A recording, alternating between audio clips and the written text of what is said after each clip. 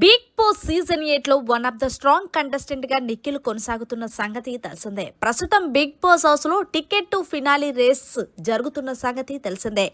ఇందులో భాగంగా ప్రస్తుతం లైవ్ లో శ్రీముఖి అడుగుపెట్టింది. ఇక శ్రీముఖిని చూసి హౌస్ లో ఉన్న హౌస్ మేట్స్ అందరూ కూడా తెగ కేకలు వేశారు. ముఖ్యంగా అవినాష్, నిఖిల్ అనే చెప్పాలి. ఇక శ్రీముఖి అవినాష్ దగ్గరికి వెళ్ళి ఎలా ఉన్నావు అంటే చాలా బాగున్నాను, కనిపించట్లేదా అంటూ పనిచేశాడు. ఇయ్యే తగ్గించుకుంటే బాగుంటుందంటూ శ్రీముఖి కూడా పంచివేసింది.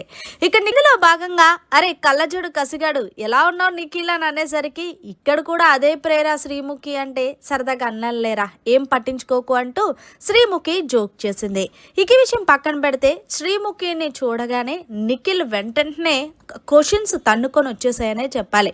నేను గేమ్ ఎలా ఆడుతున్నానో నిజం చెప్పరంటే చాలా బాగా ఆడుతున్నావు, అందులో చెప్పడానికి ఏముంది అంటే అరే నిజం చెప్పరా నేను ఫీల్ అవుతున్నానంటే నువ్వు ఫీల్ అవుతున్నావంటే నేను అసలు చెప్పను కదా.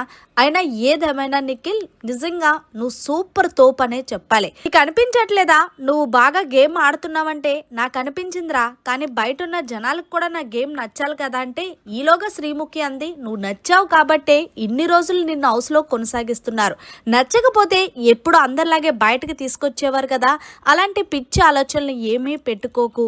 ఏదేమైనా సరే నిఖిల్ బిగ్ బాస్ హిస్టరీలోనే నువ్వు ఒక రికార్డ్ బ్రేక్ చేసావంటే ఏంటనగానే ఏంటా 4 సార్లు చీఫ్ అయ్యో, అంతేకాకుండా ఫిజికల్ టాస్కులు కానీ ఏ టాస్కులు అయినా కానీ మంచి చెండాడేస్తావు, ఇంకేం చెప్పాలరా నీ గురించి అంటూ నిఖిల్ బుగ్గలు పట్టుకుని శ్రీముఖి అయితే చాలా మంచిగా చెప్పింది.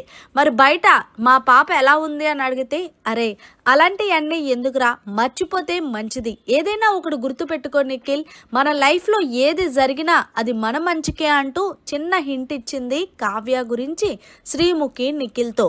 ఇక నిఖిల్ శ్రీముఖి ఎందుకు ఇలా చెప్పింది, ఏం జరిగినా మన మంచికే అంటే ఏం అయ్యి ఉండుంటుంది అంటూ నిఖిల్ అయితే ఒక్కసారిగా శ్రీముఖి వెళ్ళిన వెంటనే కుప్పకూలిపోయి తెగ ఆలోచించేస్తున్నాడనే చెప్పాలి.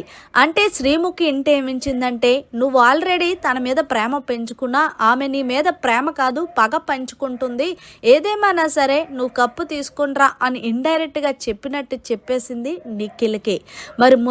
మరి మొత్తానికి శ్రీముఖి నిఖిల్తో మాట్లాడిన మాటలు మీకు ఎలా అనిపించాయి అనేది కమెంట్ సెక్షన్లో తెలియచేయండి. మరిన్ని లేటెస్ట్ లైవ్ అప్డేట్స్ కోసం చూస్తూనే ఉండండి మన ఛానల్.